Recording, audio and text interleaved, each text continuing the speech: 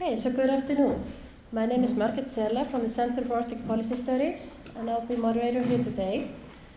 I'm very happy to see so many of you could take the time to come and listen to our great speakers.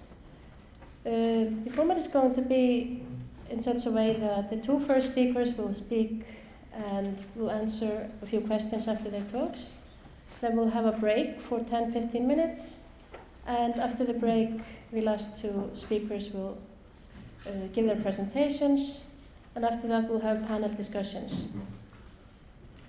So this is a topic that I'm sure a lot of people in Iceland are interested in. Both topics quite a lot in the media and a lot discussed, both the topic on the European Union and the Arctic. But there hasn't been so much talk on the European Union and the Arctic as such.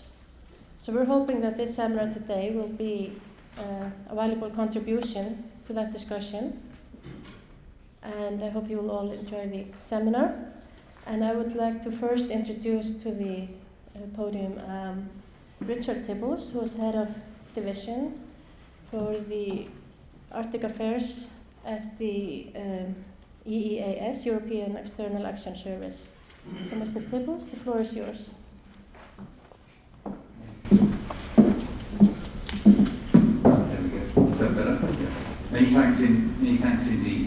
I'm very pleased to be here in Iceland. Very happy to have this opportunity to set out the EU's Arctic policy to you. I think the EU and Iceland share a common interest in the well-being of the Arctic, and I am convinced that this is a positive area of bilateral cooperation between the EU and Iceland moving forward. So I'm extremely pleased to be here. I've been asked to speak about the EU's Arctic policy, where it began, where it's at, and where it might go to in the future. Let me try and give you a brief presentation of that today, and then I'm very happy to try and answer any questions that you may have. The starting point of the EU's Arctic policy is really the Commission's first communication on the subject back in 2008. And it really was a reflection of the growing importance of the Arctic for the world as a whole, I think, and particularly for the EU. The impact of climate change manifests itself most clearly in the Arctic, and the challenges and opportunities that brings along with it requires the attention of everyone, certainly the EU. Whilst the EU has no direct coastline, shall we say, with the Arctic Ocean, the EU is nevertheless inextricably linked with the Arctic, historically, economically, and geographically. As you know, we have 3 EU member states who are Arctic states: Denmark, Sweden, and Finland. We maintain very close relations with Iceland and Norway through the economic area, through the European Economic Area, and bilaterally. We have strategic partnerships with the other Arctic states, US, Russia, and Canada, and I think we have a unique partnership relationship with Greenland as well. So all of these reasons, I think, made us realize that we needed to develop an Arctic policy back in 2008. We are, after all, a major importer of natural resources from the Arctic, and a leading proponent of environmental protection and climate change efforts to combat climate change. And indeed we have tried to raise awareness of the impact of climate change on on the Arctic over the years. The mix of efforts to combat climate change with the recognition that climate change will open up economic potential in the Arctic region is the reason why the EU is keen to engage our Arctic partners to ensure that developments take place in a sustainable and prudent manner. And this really has been the focus of our policy from the outset. Over the past years since we put pen to our original communication, I think our contribution to Arctic affairs has been substantial. Let me cite a few examples. Most importantly, I think the EU is the world's strongest opponent of greater international efforts to fight climate change.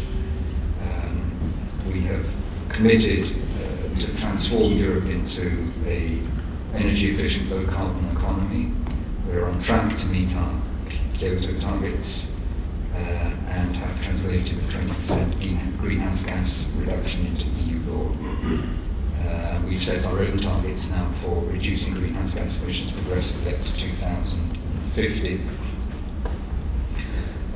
The EU strategy on adaptation to climate change adapted last year on the 25th of April 2013 now sets out a framework and mechanisms for taking the EU's preparedness for current and future climate impacts to a new level. So that's, I think, example number one of what we've been doing since 2008. Example number two is our significant effort to bolster our regional and cross-border funding programs. We've invested over 1 billion over the last 7 years in technological, social and environmental development from Greenland in the west to Russia in the east. So in other words, not just the Arctic regions of EU member states, but also working with the neighbouring regions, as I said, from Greenland to northwest Russia. And these programs are focused on developing business networks, sustainable tourism, initiatives on health services, climate change adaptation, and renewable energy. And we have also helped indigenous communities to preserve and develop their cultural life and local entrepreneurship in a sustainable manner. We're moving forward. We will now continue to invest in neighbouring regions during the next financial perspective. Example number three is the contribution that the EU has made to research on the Arctic. 150 million euros of EU funds through the 7th Framework Programme have gone to research activities relating to the Arctic. And our projects have looked into the effects of global sea level rises and the impact of climate change on key economic sectors in the Arctic, such as fisheries and research extraction.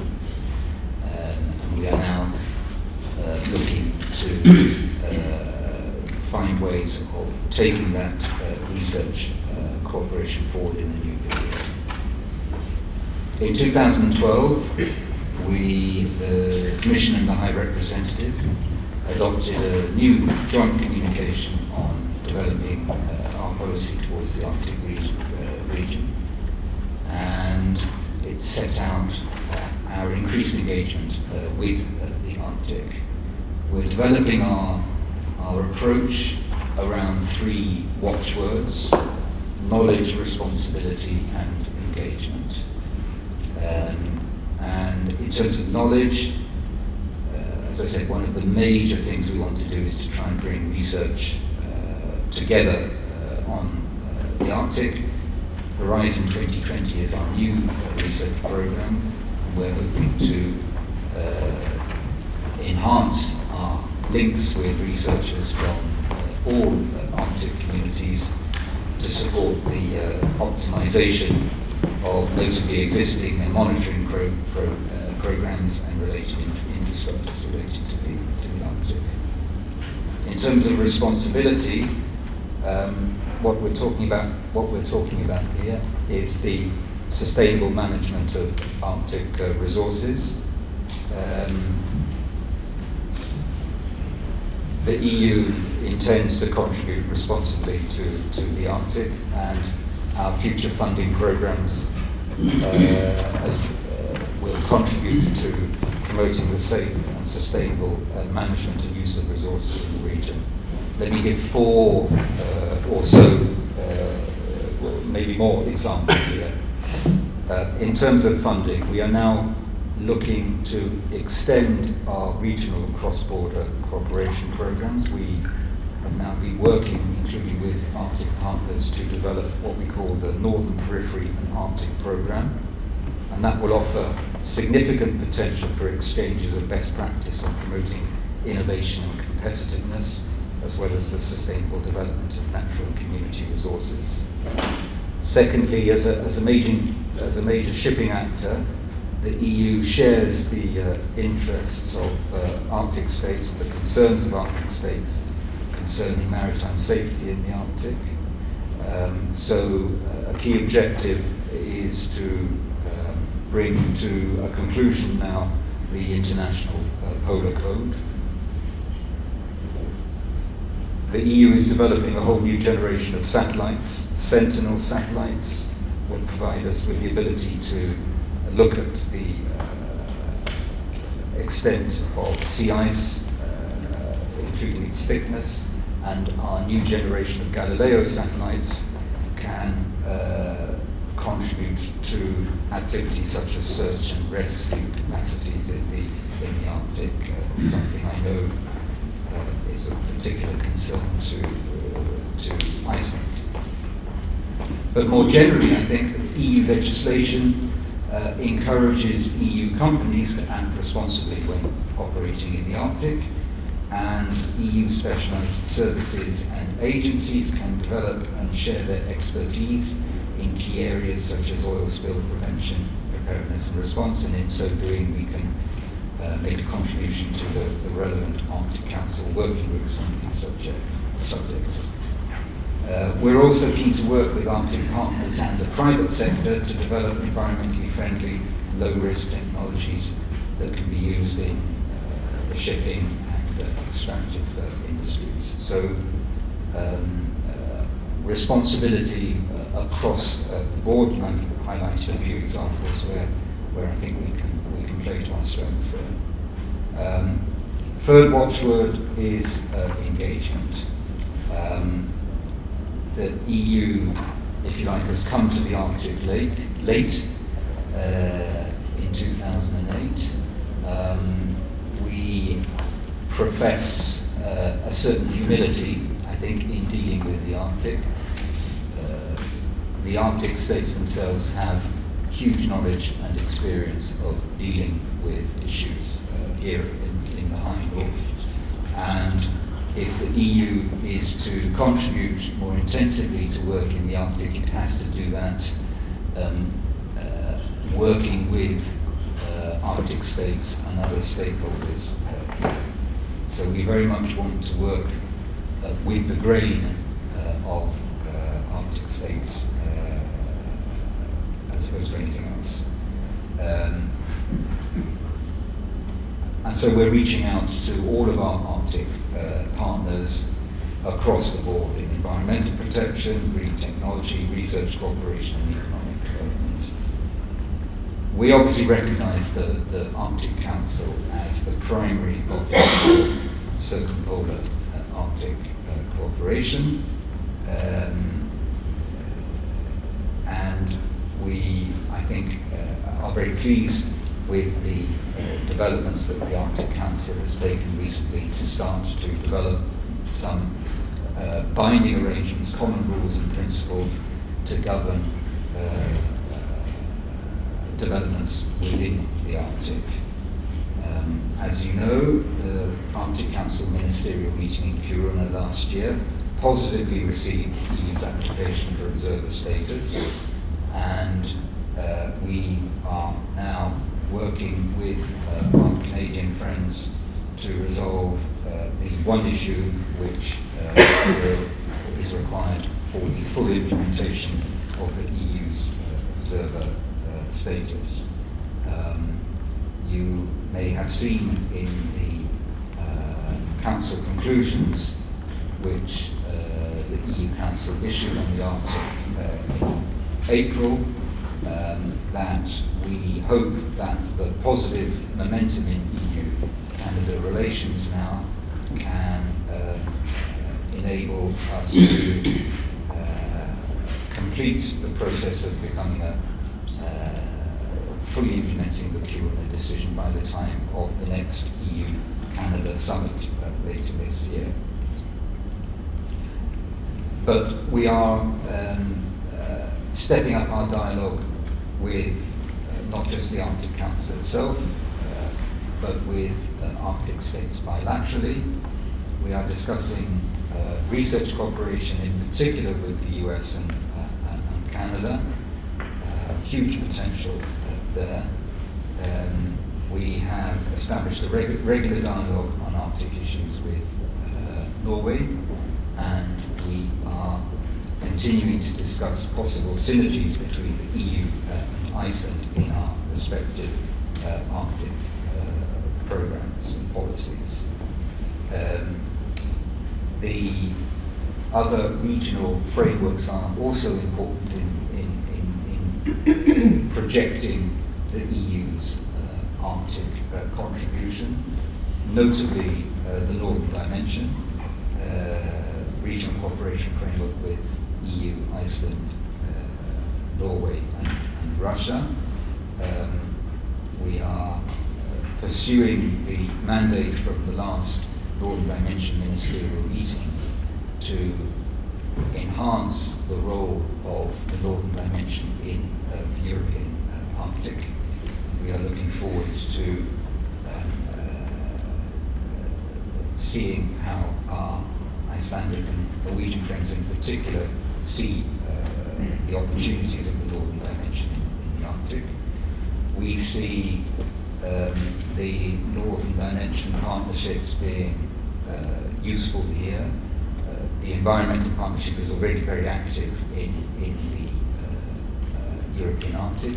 We see huge potential for the Northern Dimension partnership on transport and logistics to enhance transport connections in the European Arctic, and also the other two partnerships as well, the public health and the culture partnerships can play an important role here. The Barents Euro-Arctic Council is also a place where the EU sees potential for enhancing cooperation in our local Arctic, and one of the key aspects of the Barents Euro-Arctic Council is the important role that the BIAC plays in encouraging local cooperation between regional authorities across borders. But it's not just with states that the EU is keen to work. We are keen to work also with the indigenous peoples of the Arctic.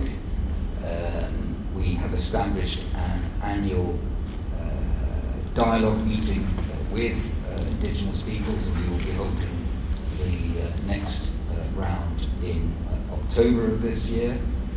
And likewise with civil society and NGOs, we have established a regular dialogue on environmental issues through the NGO Forum on Arctic Environmental Matters, and we're looking forward to continuing that in the future. So I hope I've set out the substance of the EU's Arctic approach based around those three notions of knowledge, responsibility, and engagement. Nothing stands still, particularly in the Arctic, I think. You will have noted that the European Parliament passed a resolution in March, and I've already referred to the fact that the EU Council adopted conclusions on the Arctic in April of this year, and the Council has now requested the Commission and High Representative to present further proposals for the development of the EU's Arctic policy by December 2015. A integrated and coherent Arctic policy are the adjectives which have been inserted into the Council conclusions. I think integrated and coherent means that the EU is doing a lot already. It can do a lot more, and it needs to bring many of its policy instruments together to be able to project them into the Arctic. So that will be the task that we will now be starting in the weeks and months ahead. We want to work very closely with our Arctic partners as we take this process forward. So this seminar today forms part of the process of learning how our Arctic partners view the EU, view its Arctic policy, and how we can together work to meet the challenges which the Arctic faces. And once again, I'm very happy to be here, happy to answer your questions, and I look forward to our discussions today.